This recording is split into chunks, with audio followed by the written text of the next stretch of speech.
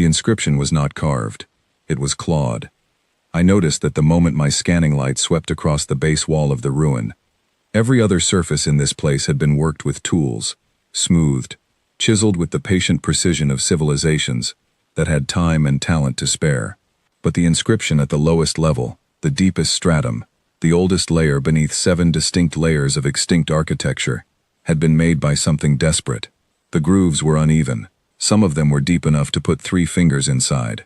Whatever made them had been pressing hard, pressing fast, pressing like time was running out.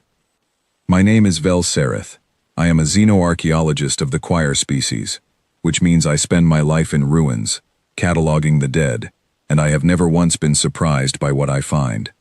Every civilization ends the same way: fire, or drought, or disease, or the slow entropy of a species that simply stops caring about its own continuity. I have excavated 41 dead civilizations across 6 systems, and I have filled 9,212 data tablets with observations, none of which have ever made my hearts beat any faster than usual. I had 4 hearts. The choir are built for endurance, not urgency. Our pulse barely rises. My pulse rose now. I crouched at the base of the wall and brought my scanner closer. The ruin had been built in layers, the way geological rock forms in layers, each civilization constructing on top of the bones of the last. The outermost layer was Veshtari, maybe 3,000 years old, crude but recognizable. Beneath that, Marin, older, more elegant. Beneath that, Sulkran, older still. 6 distinct species represented in the strata of this single structure, each one vanishing from the galactic record at a different point, each one separated from the next by a gap of sometimes centuries, sometimes millennia. But the inscription was below all of them, below all 6 dead civilizations, scratched into the bedrock of a moon that had no breathable atmosphere and no reason to exist as an archaeological site, except that someone, a very long time ago, had clearly wanted to leave a message somewhere permanent. The scanner returned its first translation attempt and I stared at it.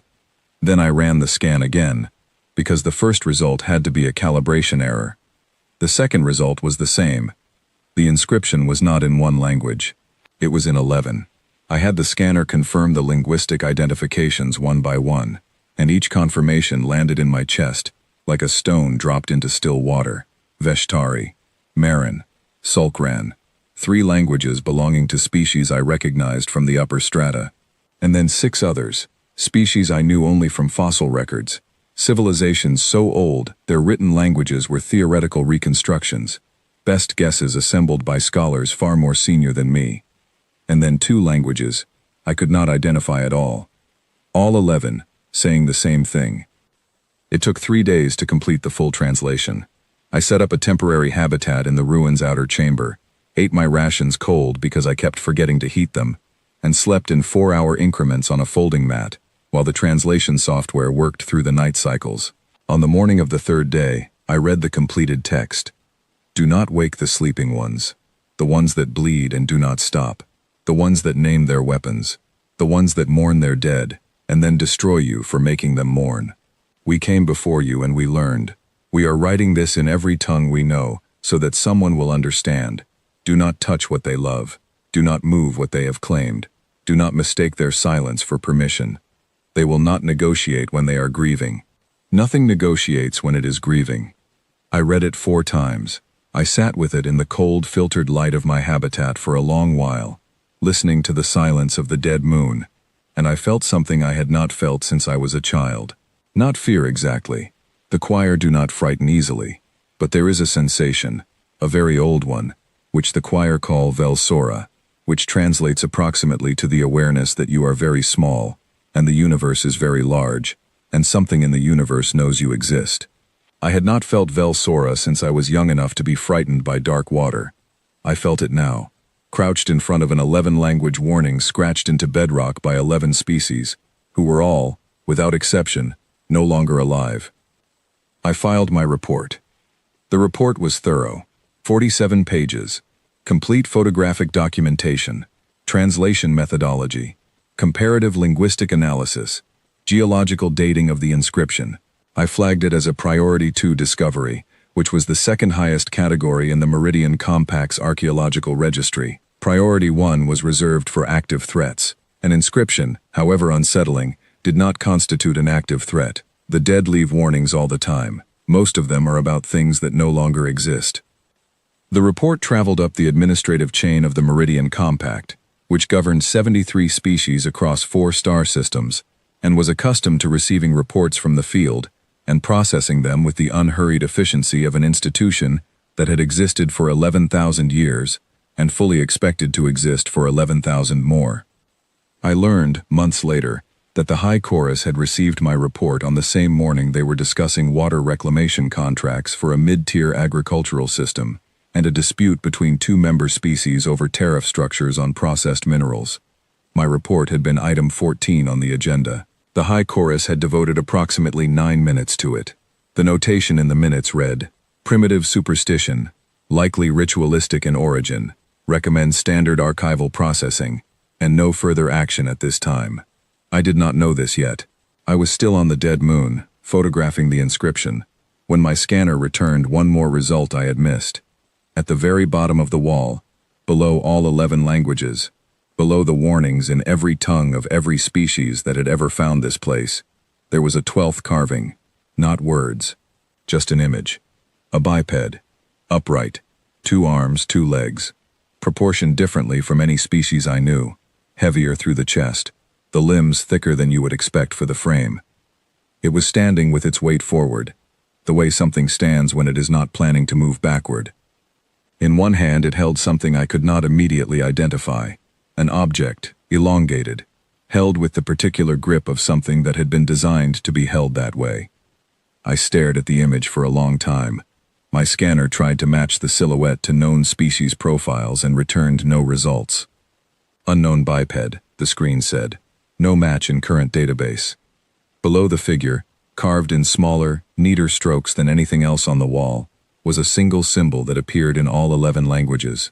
I cross-referenced it with each translation. In every language it said the same thing. "This is what is coming." I photographed it.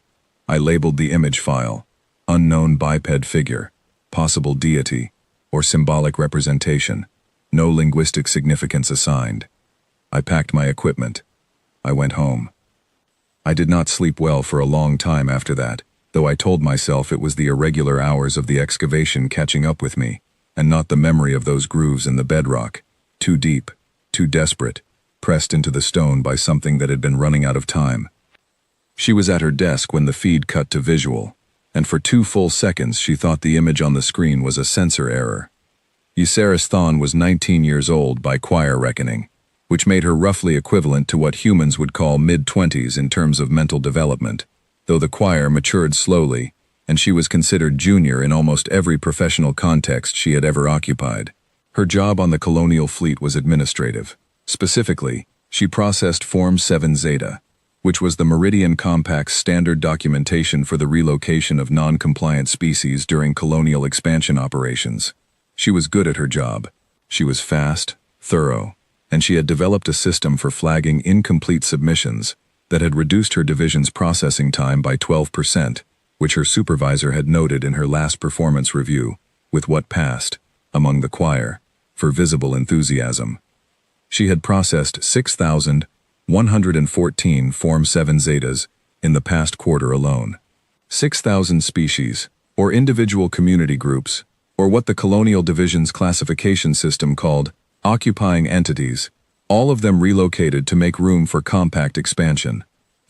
The fleet she was assigned to was called Colonial Advance Fleet 7, and it had been dispatched to a system the Compact survey teams had designated Terran Reach 7, which was a cluster of 9 planets in a quiet region of what the Compact considered unclaimed frontier space. Unclaimed was, she knew, a somewhat flexible designation in Compact colonial law. It meant unclaimed by any species the Compact recognized as fully sapient under its own classification criteria, which was a criteria that had been written, she was aware in a dim background sort of way, by the Compact itself. Terran Reach 7 had resources. Enormous ones.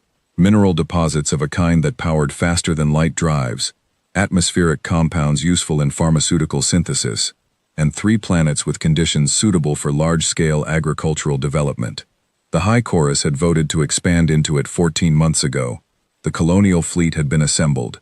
They had dropped out of faster-than-light travel 2 hours ago, right on schedule. There was one problem. The problem was approximately the size of a small moon, and it was sitting directly in the path of the fleet. Euceris Thawne had been filling out a 7 Zeta when the general alert sounded. She had looked up at her department's secondary screen, seen nothing but the standard navigation feed, and returned to her form.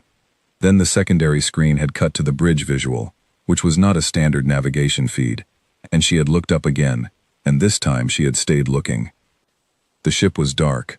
It was not broadcasting an identification signal. It was not moving. It sat in the space between the fleet and its destination, like something that had been there for a very long time, and had decided, without apparent urgency, that this was where it would remain. Euceris Thawne pulled up the size index on her personal terminal and typed in the ship's estimated dimensions from the visual. The terminal thought about it for a moment and then returned a comparison figure. She checked it twice, because the first time she thought she had made an input error. The ship was longer than most stations she had ever docked at. It was wider than some of the asteroids her fleet had passed on the way in. It was shaped in a way that no compact vessel was shaped, all long forward angles and layered hull plating, built like something designed to take damage from the front and keep moving. The bridge of Colonial Advance Fleet 7 sent a signal. Standard Colonial Claim Protocol. She had read it once during her onboarding, a 2-hour document citing 47 separate compact treaties, and establishing, in exhaustive legal language, the compact's right to develop unclaimed frontier territories. It was designed to be comprehensive. It was designed, she thought now, for situations where the other party would listen to 2 hours of legal citation and accept the terms, the way every other species had always done.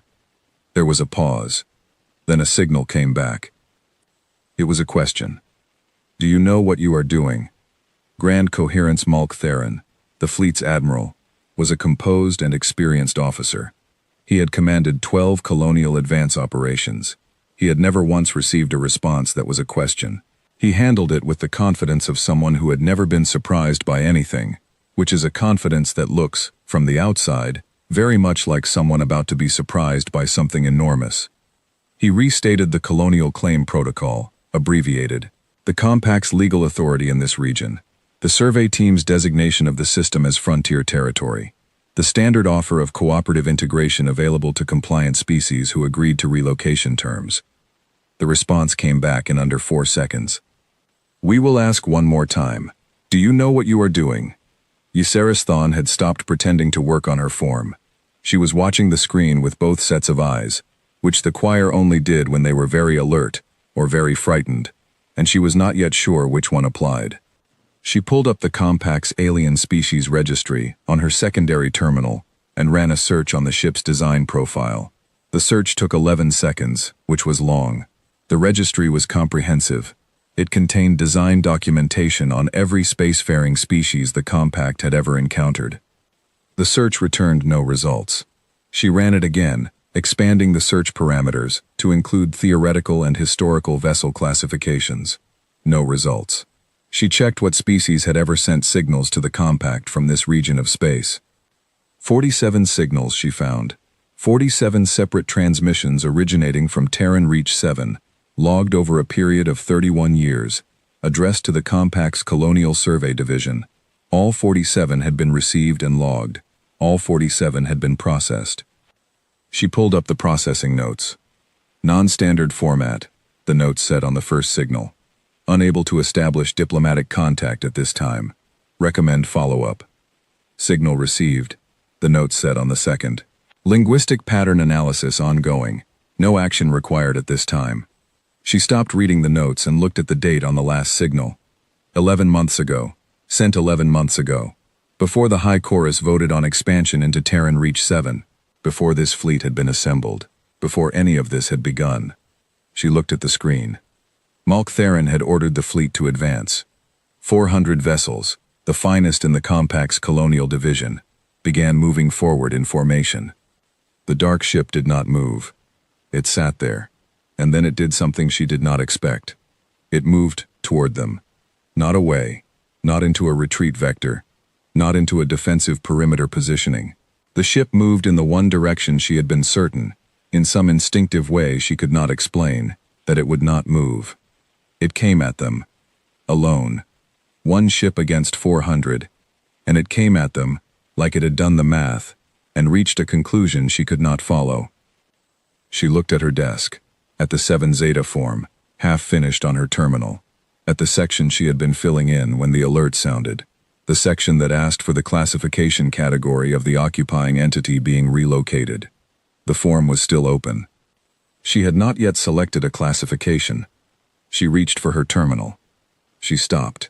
She thought about 47 signals over 31 years, all of them logged, all of them processed, all of them filed and noted and set aside. She thought about the processing note on the first one. Recommend follow-up. She looked at the screen. The dark ship was accelerating. The first thing that happened was the silence. Not a technical silence. The communication systems were running. The tactical feeds were active. Every station on every deck of every ship in Colonial Advance Fleet 7 was operational and crewed and generating the constant low noise of a functioning military operation. But the bridge of Fleet 7 went silent. I know this because I was there, in the corridor outside the bridge entrance, waiting to deliver a stack of personnel reassignment approvals to the Admiral's administrative aide, which was the kind of task that fell to the most junior member of the fleet's admin division, which was me. I was holding the approvals in both hands, and I was watching the secondary feed on the corridor display, because the primary bridge access was sealed, and I could not get in, and I watched the silence fall over the bridge crew, the way a shadow falls, all at once, from one side to the other. The dark ship had crossed half the distance between us in the time it took the Admiral to issue his first tactical order. That was the first strange thing. The second strange thing was that the ship had not fired. The Compact's tactical assessment systems were screaming about weapon signatures, energy readings consistent with armament on a scale that had no comparable classification in our database, but the ship was not firing. It was moving at a speed that should not have been achievable for a vessel of that mass, crossing the space between us and covering it the way something covers ground, when it is not trying to close distance, but trying to make a point about the kind of distance it is capable of closing, and it was not firing. It was waiting for something. Grand Coherence Malk Theron, in the 14 years of his career as a colonial fleet commander, had given the order to begin engagement operations 11 times. He had never lost an engagement. The Compact's colonial advance fleets were not designed for warfare in the traditional sense, but they were armed, because expansion into unclaimed frontier space occasionally required the discouragement of resistance, and the Admiral was comfortable with the process. He gave the order. 400 ships opened fire on one. The feeds I was watching were not high resolution. They were the corridor displays, secondary systems meant for general crew awareness, not tactical command. But even through the low-resolution display I could see what happened next, and what I saw did not make sense to me for a long time, not until much later when I had better context for what I was watching. The dark ship took the fire, not deflected it, not shielded against it with some technology we did not understand. It took the fire, and some of it got through, and the ship's hull in several sections lit with the kind of damage that compact tactical systems were designed to register as mission-ending damage. The kind of damage that triggers automated distress signals and emergency crew evacuation protocols, and the dark ship did not slow down. It opened fire. What happened in the next 4 minutes was later described in the official Compact record as an unexpected tactical engagement with non-standard opposition forces, resulting in significant fleet asset attrition. Those words, sitting in that order in an official document, are the linguistic equivalent of someone describing a flooding river as slightly elevated water levels. They are technically accurate, and they communicate almost nothing. What actually happened was this. One ship, damaged in multiple sections, with hull integrity compromised and internal systems visibly compromised from the outside, proceeded to dismantle Colonial Advance Fleet 7 with a precision and a relentlessness that had no precedent in the Compact's 400 years of expansion operations. I was in the corridor. I sat down on the floor at some point, because sitting felt safer than standing, and I watched the feeds. I watched 17 of our ships go dark in the first 90 seconds. I watched the dark ship take another round of fire that should, by any reasonable physical assessment, have ended it. It did not end. It adapted. That was the word I kept returning to later, trying to describe what I watched. Not that it survived the damage. Not that it was impervious to the damage. That it absorbed the damage and then made adjustments, as though the damage itself was information it was using, and the adjustments it made were getting more effective with every exchange. The Admiral ordered a targeting solution on the dark ship's bridge. Standard military logic. Remove the command structure, and the body stops functioning. Every species in the compact operated on this principle. Every military engagement in compact history operated on this principle, because it was not just compact doctrine, it was the universal logic of how organized forces function. Leadership is the center. Remove the center, and the system collapses. The strike was confirmed. The dark ship's bridge section was hit directly. The tactical feed showed it clearly. The bridge was gone. I was holding the personnel approvals very tightly. I noticed this because my hands were starting to hurt. The dark ship kept firing. I heard someone on the bridge, through the sealed door, their voice carrying, because they were not being careful about volume anymore, ask the question that I was also asking. Who is flying it? There was a pause. The crew. Which crew? All of them. It took me a moment to understand what that meant. I had grown up in a compact military family. My father was a logistics officer. I understood how ships worked, how command structures worked, how the chain of authority that ran from the admiral down through ranks to the individual crew member was not just organizational preference but operational necessity. When the command structure was removed, the operation stopped. Every crew member was trained for their function and their function only. Without someone to coordinate the functions could not coordinate themselves. Except, apparently, they could. Except, apparently, on this ship, whatever training these crew members had received included not just their own function, but enough understanding of every other function that when the command structure was removed, each of them absorbed a piece of it and kept going. Not perfectly, not without chaos. The dark ship's movements after the bridge strike were less precise than before, rougher, slightly unpredictable in their patterns. But unpredictable is not the same as ineffective, and sometimes unpredictable is harder to target than precise. We had been in engagement for 22 minutes when the dark ship did something none of our tactical systems had anticipated. It stopped firing. Complete cessation. All weapon signatures dropped.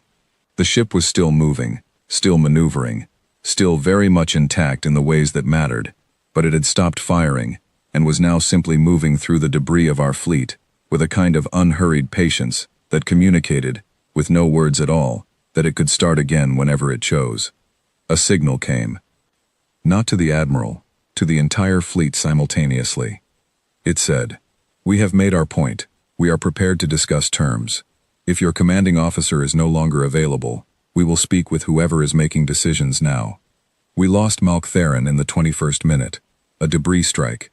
I did not know this yet when the signal came. Deputy Coherence Lena Vars, who had never commanded anything larger than a survey vessel before that morning, took the signal. She said, "What are your terms?" The signal came back. "Stop. Go back. Tell them what happened here. Make sure they understand what 47 messages over 31 years means. Make sure they understand what it means that we were here first, and that the people you were planning to relocate are ours." Lena Vars said, "Who are you?" There was a pause. The longest pause of the entire engagement.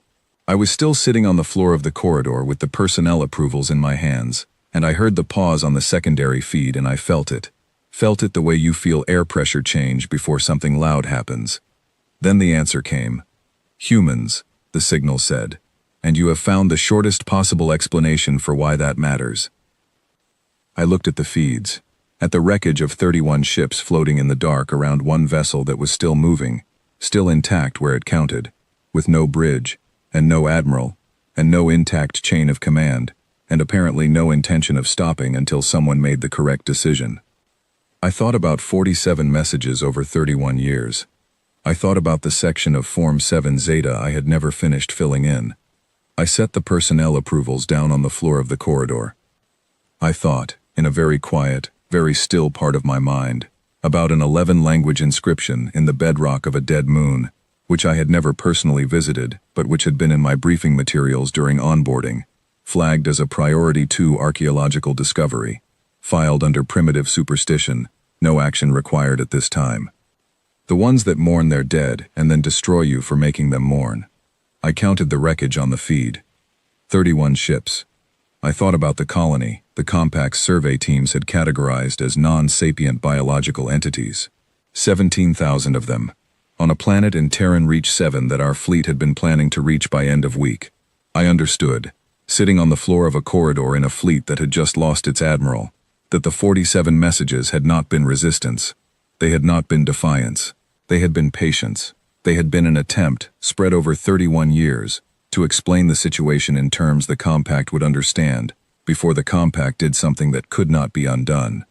And the Compact had filed them. I had filed things like them. 6,000 of them, this quarter alone. Fast, thorough, my processing time 12% below division average. I sat on the floor for a long time after the feeds went quiet. The emergency session of the High Chorus lasted 6 days. I attended for 2 of them as a junior observer, which was not standard protocol for someone at my level. But Lena Vars had included my name in the delegation because I had been present during the engagement, and because, as she put it in her recommendation, I had processed more Form 7 Zetas than anyone else in the fleet division, and might therefore have relevant contextual knowledge about the situation we had found ourselves in. I was not sure that was the real reason. I thought the real reason might be that she had seen me sitting on the floor of the corridor and had recognized something in that, some quality of having understood something the rest of the division was still catching up to.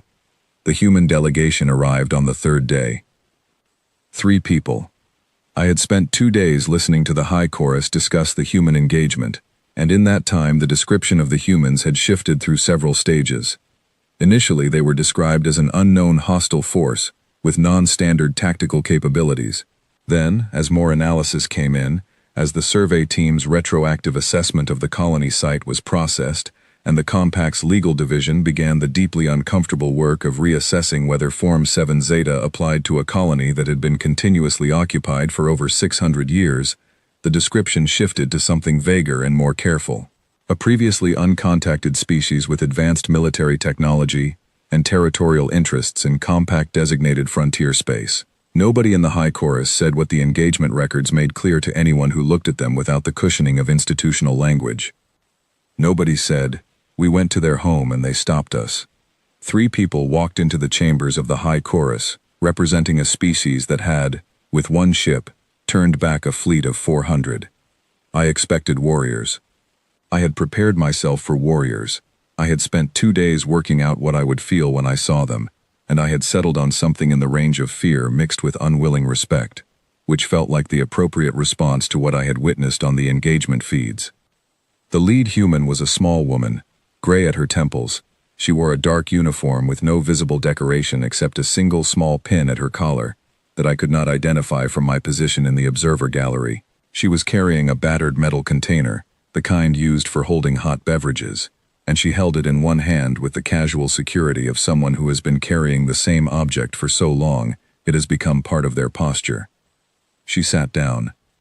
She put the container on the table in front of her.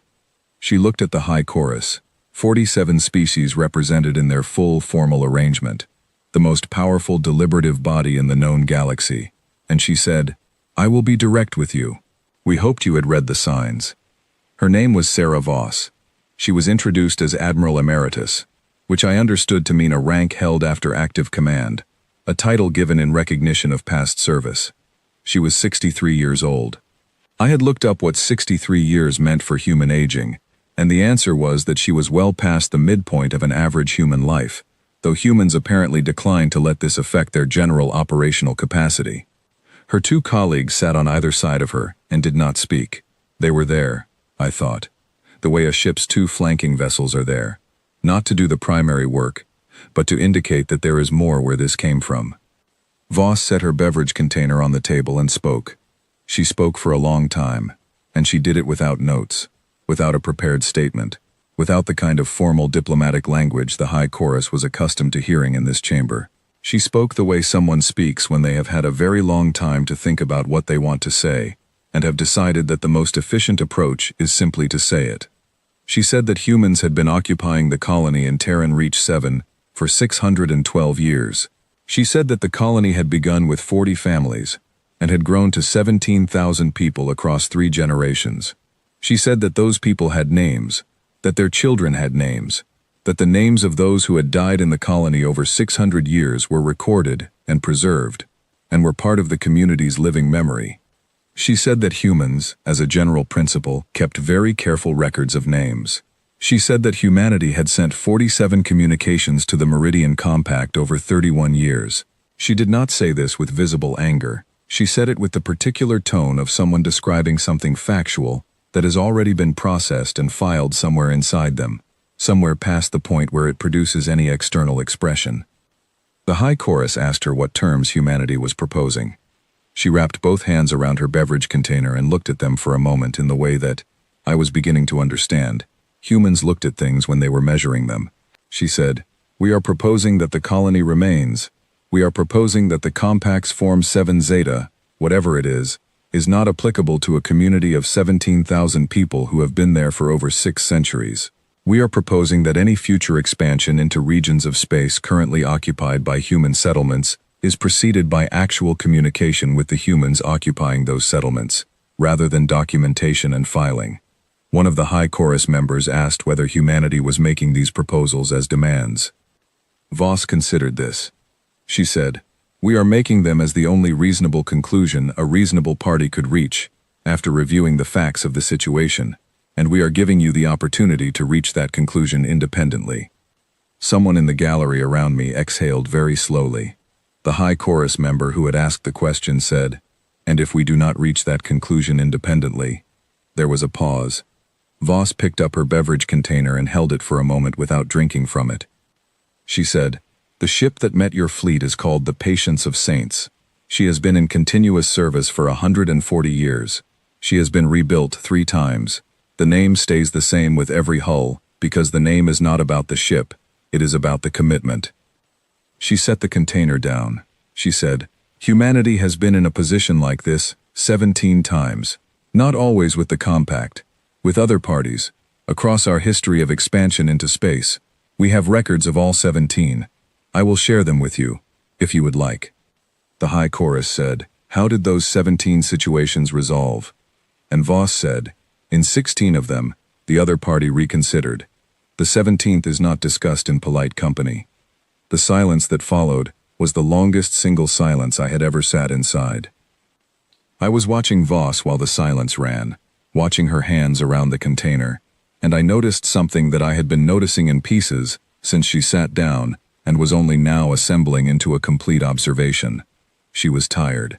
Not the performance of tiredness, not the visible exhaustion of someone who had traveled a long distance and arrived at a formal meeting, but something deeper, the kind of tired that does not go away with rest, the kind that lives in the set of the eyes and the particular stillness of someone who has been through something they are still carrying. She had lost people in the engagement with our fleet, 31 of our ships, yes, but the Patience of Saints had taken serious damage in return, and ships that take serious damage have crew, and crew are people with names, and humans, she had said, kept very careful records of names. I thought about the engagement feeds, about the 90-second pauses I had noticed in the dark ship's tactical patterns at several points during the engagement, pauses that our tactical analysts had logged as possible system resets or command communication delays. I had read the analysts' notes that morning. I looked at Voss. I thought, those were not system resets. And I understood, sitting in the observer gallery of the most powerful deliberative body in the known galaxy, that the 90-second pauses in a military engagement were the exact length of time it takes a crew to understand that someone they served with is gone, to carry that understanding somewhere inside them, where it will not interfere with the next 4 seconds of necessary work, and then to resume. Not because grief ends in 90 seconds, because in 90 seconds, you can put it somewhere safe enough to continue. And then, when it is over, you get it back out. Voss sat in the chamber of the High Chorus and negotiated with the collected leadership of 73 species, and she was doing it while carrying something like that, and the battered beverage container in her hands was, I thought, the physical object she had picked up to hold on to while she did it, the way you pick up something solid when the ground is moving under you. She did not mention the losses from the engagement once. She did not need to. The High Chorus had the numbers from the fleet's damage report.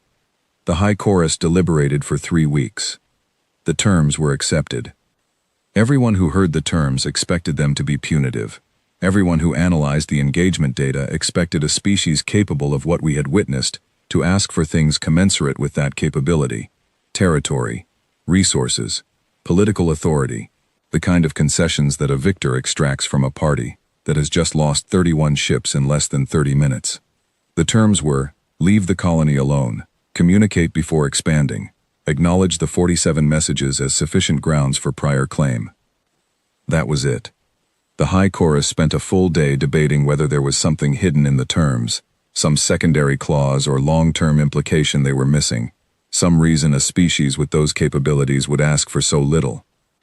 I had requested and received, during the 3-week deliberation period, the full records Voss had offered, the 17 historical situations.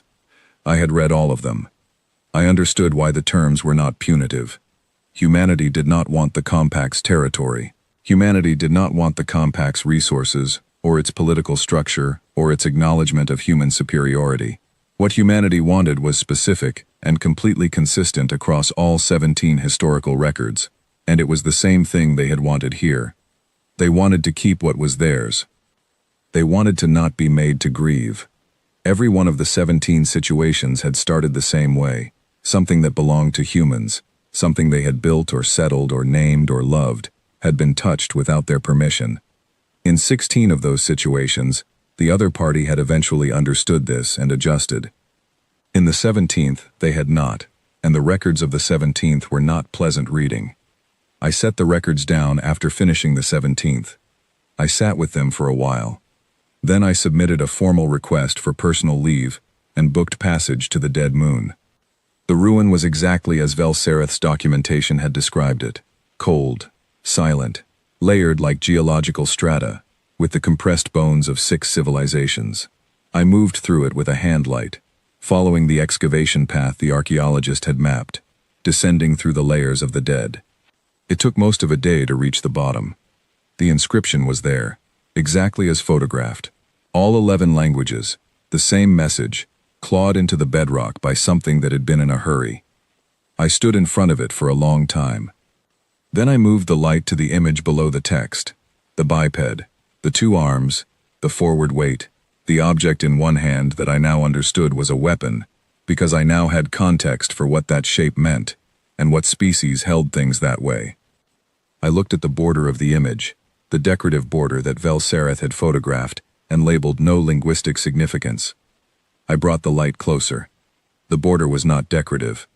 It was names. Carved in a script that did not match any of the 11 languages above it, smaller and more precise than the desperate grooves of the inscription itself, running along the entire border of the image in a careful, patient line. Names. Dozens of them, maybe more. I could not read them. I did not have the translation tools with me. But I recognized the structure of names, because names have a particular structure regardless of language, a particular rhythm of characters, and these had that rhythm. I thought about what Voss had said in the chamber. The name stays the same with every hull because the name is not about the ship, it is about the commitment. I thought about the ship names carved in the border, not species names, not planet names, not warnings in the language of the civilization that carved them.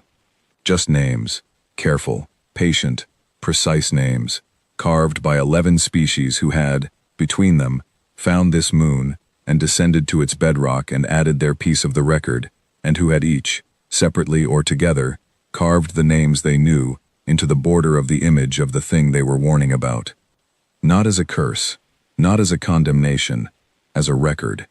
Because the thing they were warning about kept records too, and somewhere in the collected history of those 11 dead civilizations was the memory of having understood that, having seen it. Having recognized that the names carved in the border of a warning were not so different from the names carved on the hull of a ship that had been rebuilt 3 times and kept the same name through every hull. We remember, the border said, in the language of names. You remember too. We know that about you. I put my hand on the wall next to the inscription. The stone was cold, not the chill of absence, but the simple cold of a place where no warmth had been generated for a very long time. The dead do not generate heat. The compact was not dead. 73 species, 11,000 years of continuous governance, 4 systems, an economy, and a culture, and a legal structure, and a colonial division, with a form for everything. Not dead, alive and adjusting, the way things stay alive when they can still adjust. The High Chorus had accepted the terms. The colony in Terran Reach 7 was acknowledged. The 47 messages were entered into the formal record as prior claim documentation, which required the creation of an entirely new category in the Compact's legal system because no prior claim documentation of that type had ever existed before, and the Compact's legal division had spent 2 weeks arguing about where to file it. I had submitted my final Form 7 Zeta on the day the terms were accepted. I had opened the form, looked at the section asking for the classification category of the occupying entity, and I had typed, "Not applicable." Then I had typed the colony's name, which I had found in Voss's documentation, and below the colony's name, because the form had a notes field that nobody ever used, I had typed 612 years, 17,000 people, 47 messages. Then I had closed the form and sent it to the archive, and put in for the personal leave and come here. I stood in front of the inscription and I thought about the report I was going to write. Not an official report, not a 7 Zeta, not a Priority 2 archaeological finding, nor a colonial claim assessment, or an administrative action summary. I was going to write something true, which is a different category entirely, and I was going to put it somewhere the High Chorus might actually read it, and I was going to use language that did not have the cushioning of institutional distance, because I had read 6,000 Form 7 Zetas this quarter, and I understood better than most people how much damage cushioning does over time. I pressed my hand flat against the wall. The cold stone did not move, did not respond, did not tell me anything that the inscription and the border and the layers of the dead above me had not already said. But I stayed there for a while anyway, in the cold, with my hand on the oldest warning in the known galaxy, and I let myself understand it properly for the first time. The warning was not about humans. Everyone who had ever read it, from the 11 species who wrote it to Velsereth who catalogued it, to the High Chorus who dismissed it in 9 minutes at a budget meeting, had read it as a warning about humans, about what humans did, about the danger of their capabilities and the depth of their resilience, and the particular quality of their willingness to continue when continuation seemed impossible. That was all real, all of it. I had seen the engagement feeds. I had read the 17 historical records. I understood what humans were capable of, and I did not in any way minimize it. But that was not what the warning was for. The warning was for us. All of us who came after, all 11 species and every species that found this place in the future, the warning was for us. And it was not saying, be afraid of them. It was saying, be honest with yourselves about what you are doing before you do it. It was saying, 47 messages means something. It was saying, do not file a living colony under a form designed for inconveniences. It was saying, do not call people who have been somewhere for 600 years a non-sapient biological entity and expect the math to work out in your favor. The ones that name their weapons, the inscription said. The ones that mourn their dead. It was not saying these things were dangerous qualities. It was saying these things were qualities of a species that knew the value of what it held and would not pretend otherwise, and that the danger was not in encountering them, but in being the kind of civilization that had to encounter them the hard way. The wall chipped slightly under my hand where I was pressing. Just a flake of old stone, released. I watched it fall. I left the dead moon the following morning. I filed my report on the transit home, not to the Colonial Division, not to the High Chorus. I sent it to Velsereth directly, because Velsereth had been the one who found the inscription, and had not had the context to understand it, and I thought context was something that should travel toward the people who had already done the work of looking. The report was 2 sentences. The inscription was not a warning about humans, it was a warning about us. I did not explain it further. I had learned, in the months since the engagement in Terran Reach 7, that explanations appended to true statements tend to qualify them into something smaller and easier to set aside. A true statement alone sits in the mind differently. It does not offer an exit. Velsareth responded 3 days later. 2 words. I know. I looked at those 2 words for a long time on my terminal. Then I opened a new document. Not a form, not a report in any official sense, something that did not have a field for classification categories, or processing notations, or the names of administrative supervisors to copy on distribution. I started at the beginning. The inscription was not carved. It was clawed. And I wrote the whole thing down. All of it. From the dead moon to the engagement feeds to the chamber of the high chorus, to the battered beverage container on the table, to the names carved in the border of an image on the oldest wall in the known galaxy. Because the oldest warning in the known galaxy had been written in every language the people who wrote it knew, and they had done that for a reason. And the reason was simple. Some things need to be said in a way that everyone can understand. Some things need to be said more than once. Some things need to be said before the fleet arrives. We arrived after the fleet. Almost all of us. Almost every time. Filing things, processing things, categorizing things, moving on to the next agenda item at the budget meeting, while 47 messages accumulated in a log somewhere, and a colony of 17,000 people went about their lives on a planet in a system we were already calling ours on the survey maps. The Patience of Saints was docked for repairs. The compact had offered the use of its facilities for the repair work, which had been the first and most concrete sign that the terms were real and not diplomatic theater, and the humans had accepted. She was sitting in dock at the compact's primary station in the border region, being rebuilt, and she would come out of the rebuild with the same name she had always carried, because that was what humans did with the things they valued.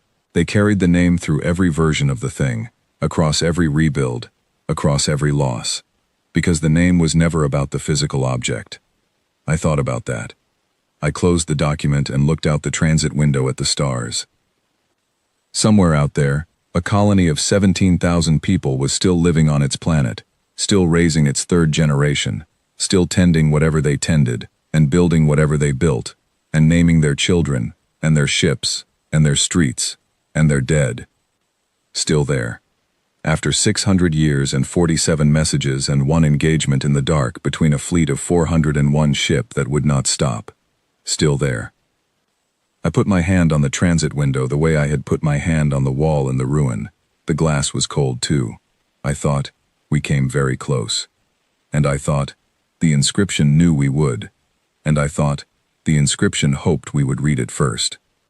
I looked at the stars for a long time, and I thought about all the things that the compact's form system did not have fields for, and I thought about what it means to be a civilization that has existed for 11,000 years and still has things to learn, and I thought about a small woman, with gray at her temples, and a battered beverage container, sitting at a table across from the most powerful deliberative body in the known galaxy, asking them a question she already knew the answer to. Do you know what you are doing? No, I thought. We did not. But we know now. And I thought, that is probably the best any civilization can honestly say, that you know now. That you are adjusting, that you are still alive to adjust. The stars held very still outside the window, the way stars do, patient and ancient, and completely indifferent to the